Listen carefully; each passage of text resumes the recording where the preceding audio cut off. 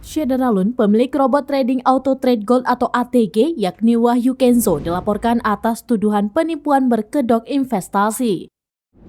Sejumlah artis seperti Raffi Ahmad, Atta Halilintar, hingga Judika ikut terseret kasus robot trading tersebut. Dikutip dari YouTube Intense Investigasi pada Rabu 12 April 2023, kuasa hukum dari korban robot trading ATG, Zainul Arifin, memperlihatkan beberapa foto artis yang ikut terseret dalam kasus ini. Sebelumnya, Raffi Ahmad sempat menerima hadiah pemberian Wahyu Kenzo. Tidak hanya Raffi Ahmad, terdapat mertua Vanessa Angel, yakni Haji Faisal, yang juga turut terseret. Hal ini lantaran Haji Faisal sempat menerima dana sebesar 400 juta rupiah. Lebih lanjut, Zainul juga menyampaikan bahwa artis Stefan William, Rian Demasif, Judika, dan Atta Halilintar menjadi brand ambassador produk milik terlapor. Dalam kesempatan tersebut, salah satu tim kuasa hukum Zainul mengatakan bahwa jumlah korban robot trading ATG juga berada di luar negeri.